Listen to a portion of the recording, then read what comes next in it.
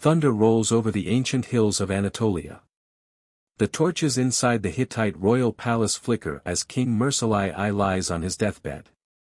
The once mighty conqueror who brought Babylon to its knees now whispers a final curse, a whisper that will echo through centuries. Imagine the scene, courtiers frozen in terror, priests chanting prayers, the shadow of betrayal hanging thick in the air. Outside, the capital of Hattusa sleeps unaware that the fate of their empire may be sealed before dawn. In his final moments, Mursalai does not bless his successors. Instead, he calls upon the gods of storm and sky to avenge him, to punish the traitors who poisoned his throne.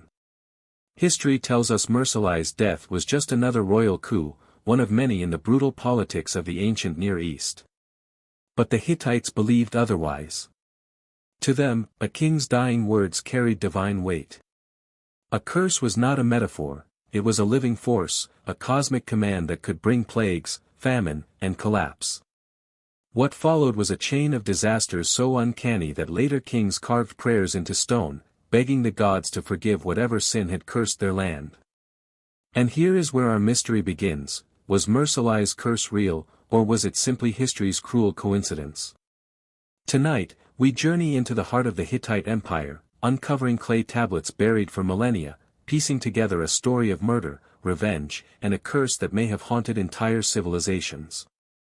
Was this the first recorded curse of the pharaohs? Or something even darker? Stay with me, the answers will shake how you see the ancient world. Long before Mursalai's whispered curse, the Hittites were rising from the shadows of history. Their story begins in the rugged plateaus of Anatolia, a land of stone fortresses, fierce warriors, and unpredictable seasons. This was not the fertile Nile Valley or the lush plains of Mesopotamia. Life here was hard, and so were the people. By the 17th century BCE, the Hittites had forged something unique, a kingdom that thrived on discipline, cunning, and relentless ambition. Their capital, Hattusa, was a marvel of the ancient world. Massive stone walls stretching for miles, gates adorned with lions and sphinxes, and granaries filled with the grain that kept the army marching. Their rulers were not merely kings but great kings, claiming divine favor. Their armies pioneered the use of iron weapons long before most of their rivals and perfected the three-man chariot, a terrifying war machine that could smash through enemy lines. They were pragmatic conquerors, absorbing rival gods into their own pantheon, merging cultures rather than erasing them. But for all their order and innovation, the Hittites' grip on power was never secure. Their empire was surrounded by rivals, the Egyptians to the south, the Mitanni and Babylonians to the east, the Mycenaeans to the west. Every campaign was a gamble, every alliance a fragile truce. Enter Mursalai I, young, ambitious, and destined to change history. He inherited a kingdom already powerful but still vulnerable. His predecessors had carved out a place for the Hittites among the great powers, but Mursalai had something bolder in mind, to strike deep into Mesopotamia itself, into the heartland of Babylon. This was not a simple raid. It was a statement, a declaration that the Hittites were no longer just another Anatolian kingdom but a force that could topple one of the most legendary cities of the ancient world. And so, the stage was set. Mursalai gathered his chariots, called up his warriors, and prepared to march farther than any Hittite king had dared. Behind the walls of Hattusa, priests sacrificed to the storm god Tarhunt, asking for victory. The drums of war echoed through the valleys. What no one knew was that this campaign, glorious though it would be, might sow the seeds of doom. For every conquest has a cost, and every empire that rises invites the jealousy of the gods, or perhaps something far more sinister. This is where the story turns from history to legend. For the Hittite Empire was about to touch forces that would not be easily appeased. The next chapter is not just about war, it is about destiny, revenge, and the moment where Mursalai's life would be forever entangled with the fate of Babylon. The young king Mursalai I was barely more than a boy when he ascended the throne, but history would remember him as a conqueror. His reign began with consolidation, crushing internal rivals and securing Hittite control over rebellious vassals. But soon, Mursalai set his eyes far beyond Anatolia. His ambition was not merely to defend Hutti but to make the world remember the Hittite name. His target was bold, Babylon, one of the most storied cities of the ancient world. For centuries, Babylon had been the jewel of Mesopotamia, the city of Hammurabi, the place where law itself had been carved into stone. To attack Babylon was to challenge the very heart of Mesopotamian civilization. Mursalai's campaign was unlike anything the Hittites had attempted before. His army marched hundreds of miles across hostile terrain, crossing rivers and deserts that had swallowed lesser kings. Ancient records suggest that his forces moved with terrifying speed, a whirlwind of chariots and foot soldiers sweeping southward. Imagine the sight, dust rising like a storm on the horizon, the iron wheels of Hittite chariots grinding the earth as war horns blared. When they reached Babylon, the city was unprepared. Its rulers never imagined that an enemy from distant Anatolia would dare strike so far. The walls fell. Babylon was sacked. Its temples were plundered. The gods of Babylon were carried off as trophies to Hattusa, a humiliation that stunned the region. But this victory came with a shadow. Some texts suggest that Mursalai did not stay to rule Babylon, nor did he establish a lasting presence there. He struck, destroyed, and withdrew, leaving a power vacuum that would soon be filled by new enemies. Historians debate why. Was it logistical necessity, a lack of manpower, or perhaps a sense of dread? Did Mursalai feel that he had crossed a line, angered gods not his own? The Hittites returned home triumphant, their wagons heavy with loot and prisoners. Yet, as the army approached Hattusa, omens were reported. Priests spoke of strange signs in the sky. Animals behaved erratically. Some claimed that the gods of Babylon followed them, not as captives, but as avengers. The triumphal feast was short-lived. Mursalai's court grew restless. His inner circle was plotting. Soon, betrayal would strike, and the king who had brought down Babylon would meet his death not on the battlefield, but in his own palace. This was the turning point, the moment when glory transformed into tragedy. For if Babylon had fallen by Mursalai's hand, perhaps Mursalai would fall by Babylon's curse. The assassination was swift, shocking, and brutal. His brother-in-law Hantili and a conspirator named Zidanta were said to have orchestrated the murder. Some accounts suggest poison, others a dagger in the dark. However it happened, the result was the same: the king who had shaken empires was gone, and the throne was soaked in blood. But death was not the end of Mursalai's story. In many ways, it was just the beginning. For in that final breath, as his assassins struck, legend says Mursalai cursed his killers, and the curse did not stop with them. The next years would see plagues, invasions, and an unraveling of order so uncanny that even the most skeptical historians pause. Was this mere coincidence, the natural chaos of succession, or did the dying king's words echo with divine power? We now enter the heart of the mystery, the death of a king, the birth of a curse, and the long shadow it cast over centuries. The great conqueror had returned home victorious, but triumph quickly curdled into paranoia. In the corridors of Hattusa's royal palace, whispers grew louder. Not everyone welcomed Mursalai's glory. His victories had expanded the empire, but they had also expanded the list of enemies, and some of them were within his own household. Ancient Hittite annals speak carefully, almost nervously, about what happened next. Mursalai was assassinated by members of his inner circle, a conspiracy led by his own brother-in-law, Hantili, and an ambitious noble named Zidanta. The exact method of murder is still debated. Some sources suggest poison, slipped into the king's wine during a feast.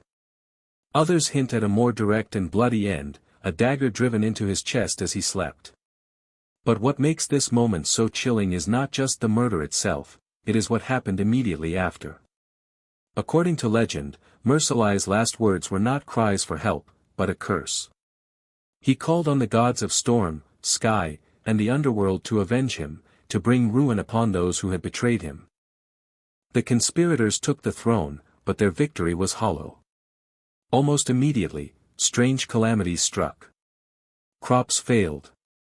Plagues broke out. Enemies pressed in on Hittite borders. It was as if the very land turned against the usurpers. The new king Hantili ruled in constant fear, reportedly haunted by visions of Mursalai's ghost. Zidanta too met a violent end, slain in his turn, a cycle of bloodshed that convinced many that the curse was real. The throne became a dangerous place, each king looking over his shoulder, waiting for the divine retribution that seemed inevitable. Historians have long debated this so-called curse of Mursalai. Some see it as nothing more than propaganda, a way for later kings to justify their own bloody coups by claiming divine punishment had struck their rivals first. Others argue that the pattern of disaster following Mursalai's death is too uncanny to ignore. Whether supernatural or psychological, the effect was undeniable. Fear gripped the Hittite court. Kings would spend decades afterward performing elaborate rituals and offering sacrifices, desperate to cleanse the kingdom of the sin of regicide. This was no longer just a political murder. It was the spark that ignited centuries of dread, setting the tone for an empire haunted by its own past. The curse, real or imagined, had begun its work. And soon, its shadow would stretch beyond the Hittite lands, affecting entire nations. The death of Mursalai was meant to be the dawn of a new era for Hutti, but instead, it felt like the sky itself turned against them. What followed was not a single disaster, but a cascade of calamities that convinced everyone that something far more sinister was at work. First came the plagues. Ancient texts describe entire villages emptying overnight, as disease swept through the population. Soldiers fell sick in their barracks, priests collapsed at the altars, and even the palace was not spared. The Hittite king Hantili, who had plotted Mursalai's death, reportedly watched helplessly as his family and servants succumbed one by one. He performed ritual after ritual, sacrificing to the gods, begging them to end the suffering, but the deaths only multiplied. Then came rebellion. Vassal states that had once bowed to Hattusa's might sensed weakness and broke away. Borders once secured by Mursalai's victories began to crumble. Rival powers like the Mitanni and Kassites pressed in, eager to seize territory. The roads that had once carried tribute and grain now carried enemy raiders and desperate refugees. Within the capital itself, paranoia reigned. Court officials turned on one another, suspecting sorcery and treachery. Executions became common. Every lightning strike, every bad harvest, every strange omen was taken as proof that Mursalai's curse was still active, punishing the entire kingdom for the crime of regicide. Modern historians point out that this period coincided with real-world crises, climate instability that caused famine, waves of disease likely introduced by war campaigns, and the natural fragility of a young empire stretched too thin. Yet even they admit the timing of events is uncanny. To the Hittites themselves, these were not coincidences, they were cosmic judgment. Later kings, desperate to end the curse, inscribed plague prayers on clay tablets, pleading with the gods to reveal what sin had brought this devastation. In one haunting prayer, a king cries out, "What is this plague, O gods, that you have let loose upon Hutti? Was it the murder of Mursalai? Was it the blood spilled in the palace?" The image is powerful, an entire empire on its knees, trying to bargain with the divine. But the disasters did not stop. If anything, they seemed to intensify with each generation, as if Mursalai's final words had become a chain reaction of doom, dragging Hutti closer and closer to collapse. This was the moment when the curse was no longer just a palace legend, it became part of the empire's identity, a shadow over every decision. The next phase of the story takes us beyond Hutti itself, where strange misfortunes began to afflict other kingdoms, almost as if the curse had a will of its own. As the Hittite Empire staggered under plagues and rebellions, strange misfortunes began to ripple far beyond its borders, as if Mursalai's dying words had unleashed something that would not stop at the frontiers of Hutti. In Babylon, the aftermath of Mursalai's raid left a power vacuum that turned the once mighty city into a target for new invaders. The Kassites swept in, toppling what was left of the old Babylonian dynasty. To later chroniclers, this was no ordinary conquest, it was divine punishment, the curse striking Babylon for witnessing Mursalai's wrath. But the pattern didn't end there. To the southwest, Egypt was also entering its own age of crisis. Pharaohs struggled with famines and uprisings, their authority questioned by priests and generals alike. Some ancient sources describe Egypt as being plagued, quite literally, by waves of pestilence that struck down both animals and men.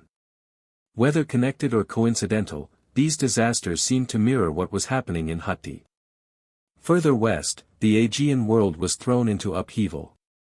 Trade routes collapsed. Entire cities were abandoned. The Mycenaeans, who had once been rising powers, began to experience internal strife and mysterious destructions. It was as if a storm was sweeping across the known world, sparing no one. Even neighboring Anatolian states, Arzawa, Kizzuwatna, and others, experienced sudden reversals of fortune.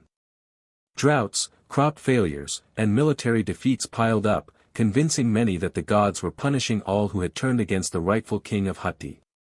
To a modern historian, this might look like the natural domino effect of a destabilized region: one great city falls, trade collapses, economies falter, war spreads.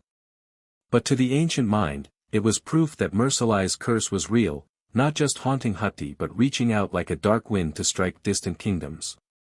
The more the disasters mounted, the more leaders across the Near East resorted to extreme measures: mass sacrifices, ritual cleansings, even human offerings meant to appease angry gods. Clay tablets from this period are filled with desperate pleas for divine forgiveness, as if every ruler feared they might be next. By now, the curse of Mursalai had transformed from a palace whisper into a pan-regional legend. It was no longer just about one king's death, it was a story of divine vengeance, a force reshaping the political map of the Late Bronze Age. But what if there's a more rational explanation hidden beneath the myth? To find that answer, we must look to the modern archaeologists who unearthed the very words of Hittite kings, words that reveal just how terrified they truly were. For centuries, the story of Mursalai and his curse was little more than a legend whispered among scholars. That changed in the late 19th and early 20th centuries, when archaeologists began unearthing the ruins of Hattusa, the ancient Hittite capital. What they found would rewrite history, and revive the fear of the curse. Among the collapsed walls and toppled gates, excavators uncovered thousands of clay tablets, written in cuneiform, preserving the voices of kings long dead. These were royal edicts, treaties, and prayers, a library frozen in time. And buried among them were texts that seemed to speak directly of Mursalai's death and its aftermath. One category of these writings became particularly famous: the so-called plague prayers. These were desperate supplications written by later kings, pleading with the gods to reveal why Hittite was being punished by unending epidemics. In one tablet, King Mursalai II, named after the original Mursalai I, perhaps as an attempt to reclaim his glory, laments, "O gods, my land is dying. The people perish like flies. Is it because of my father's sins? Is it because of the blood shed in the palace? Tell me, so that I may atone." The chilling thing is that these prayers were not isolated. Multiple kings, over decades, recorded the same problem: waves of plagues that seemed unstoppable, striking generation after generation. Archaeologists were stunned. It was as if the curse had been documented in real time, by the very rulers living under its shadow. And then came the most unsettling discovery: ritual texts describing purification ceremonies designed to lift a curse from the royal line. These included complex rites involving animal sacrifice, washing of sacred objects, and night-long vigils where the king would confess the sins of his ancestors aloud, hoping the gods would forgive the blood guilt of Mursalai's murder. For a modern audience, these texts are a goldmine, the closest we can come to hearing the voices of an ancient people begging for their survival. For the Hittites, however, these were not academic documents. They were lifelines, a last resort against divine punishment. The archaeology of Hattusa paints a picture of a society gripped by fear, turning religion into a kind of national emergency response system. Every plague, every drought, every military defeat was interpreted through the lens of the curse. And the fact that the disasters continued despite these rituals only deepened the sense that some wounds could never be healed. Even more haunting are the parallels scholars have drawn between these prayers and similar texts from neighboring civilizations. Egyptian, Babylonian, and even Ugaritic records speak of plagues and omens in the same period, as if the entire Late Bronze Age was engulfed in a supernatural reckoning. The question remains, were these kings simply trying to make sense of natural disasters? Or had they tapped into something darker, something that we would now call a psychological feedback loop, a belief in a curse so powerful that it shaped their actions and perhaps even their fate? With the tablets in hand, historians and scientists now had clues. But interpreting them would lead to a fierce debate, one that continues to this day. Were these events evidence of divine punishment, or simply the harsh realities of a collapsing world? By now, the curse of Mursalai has taken on the shape of a myth, a story passed down for generations, reinforced by plagues, famines, and the eerie pleas of kings carved into clay. But what really happened? Modern historians, archaeologists, and even epidemiologists have tried to solve this puzzle, and their conclusions fall into two sharply contrasting camps. The scientific explanation, the most widely accepted view, is that the disasters were natural, a mix of biology, climate, and geopolitics. Ancient Near Eastern records from this period describe a massive epidemic, likely a form of bubonic plague or tularemia, spreading along the same trade and war routes that the Hittite armies used during their campaigns. When Mursalai sacked Babylon, he may have inadvertently brought the pathogen back with him. Evidence for this comes from multiple sources, descriptions of fever, sudden death, and entire villages being wiped out. Scientists suggest that this was an early instance of a pandemic, one that could have lasted decades. Add to that a period of climate instability, which likely caused droughts and food shortages, and you have a recipe for social collapse. Political scientists add another layer: the assassination of Mursalai would have triggered a power vacuum, encouraging rebellions and invasions. What looked like divine punishment may simply have been the natural domino effect of a destabilized kingdom. The supernatural interpretation, and yet, the coincidences are hard to ignore. The disasters didn't just hit Hutti, they spread outward, following a pattern that ancient writers saw as deliberate, almost targeted. The fact that later kings were still praying about Mursalai's death generations later suggests that the idea of a curse was not just propaganda but a lived reality, something they truly believed was killing their people. Some researchers argue that belief itself might have played a role. A cursed court becomes paranoid, fearful, and prone to bad decisions, perhaps even self-destructive ones. This psychological curse theory suggests that the fear of divine wrath created a cycle of overreaction, purges, and poor governance that accelerated the empire's decline. Then there are those who lean into the mystery fully, writers and theorists who propose that Mursalai's final words were not just symbolic but invoked something we might call metaphysical. They point out that curses are a nearly universal concept across cultures, often feared enough to produce real effects, illnesses, accidents, even deaths, through sheer psychosomatic power. The verdict, or is there one? So which theory is correct? Was the curse of Mursalai just the tragic intersection of war, disease, and politics, or was it something stranger, a kind of ancient, butterfly effect that continued to shape the destiny of nations? Historians admit we may never know for sure. But perhaps the truth lies somewhere between the two. Mursalai's death may have unleashed chaos, but the belief in his curse gave that chaos meaning, and meaning can be more powerful than any sword. As the Hittite Empire limped forward, its rulers remained haunted by this question. And when the empire finally fell centuries later, many believed it was the curse's final act of vengeance. But did the curse die with the Hittites, or did it continue to ripple through history? When the Hittite Empire finally collapsed in the great upheavals of the Late Bronze Age, one might think the story of Mursalai's curse would end there, but it didn't. If anything, the curse became more powerful once Hattusa lay in ruins, transforming from history into legend. Survivors of the empire carried their stories into neighboring lands. Generations later, scribes in Assyria and Babylon still wrote about the fall of Hutti as a cautionary tale, framing it as divine punishment for royal murder. The sin of regicide became a recurring theme in Near Eastern political thought, a lesson that kings ignored at their peril. Some scholars believe that echoes of the curse can be found in much later traditions. The biblical narratives of plagues striking those who defy divine will may have drawn, in part, from older Hittite and Mesopotamian stories about cursed kings. Even the idea of a kingdom collapsing because of a ruler's moral failure resonates through centuries of myth and scripture. The fear of cursed rulers would persist through empires.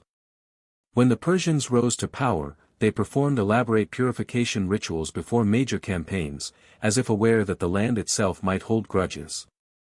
The Greeks, too, were fascinated by tales of cursed dynasties, from the house of Atreus to the doomed Oedipus. Some historians argue that these myths may have been influenced by much older Anatolian stories like that of Mursalai. In modern times, the curse has taken on a life of its own in popular imagination. Some conspiracy theorists suggest that every time archaeologists disturb the ruins of Hattusa, they risk unleashing its ancient vengeance, a Hittite version of the curse of the pharaohs. There have even been eerie coincidences, excavators reporting strange illnesses, freak accidents, and sudden storms during digs. Whether one believes these modern tales or not, the psychological power of the curse remains undeniable. It has outlived the empire that birthed it, becoming a story that still haunts our collective imagination. The fall of the Hittites was not just a historical event, it was transformed into a cosmic drama, one where justice, revenge, and destiny played starring roles. And so we come to the final question, not just what happened to Mursalai's empire, but what it means for us. Are curses merely stories we tell to explain tragedy, or do they tap into something deeper, a pattern in history we can't quite escape? The story of Mursalai begins with a single man, a king whose ambition drove him to march farther than any Hittite had ever gone, to bring down the city of Babylon itself. It ends with the fall of an empire, centuries of prayers, and a legend that refuses to die. Imagine standing in the ruins of Hattusa today. The city gates still stand, weathered by 3,000 years of wind and rain. The lion statues stare with silent eyes. The great temples are nothing but outlines on the earth. And yet, if you close your eyes, you can almost hear the echoes, the prayers of desperate kings, the clash of chariots, the whisper of a dying monarch calling for vengeance. Was Mursalai's curse real?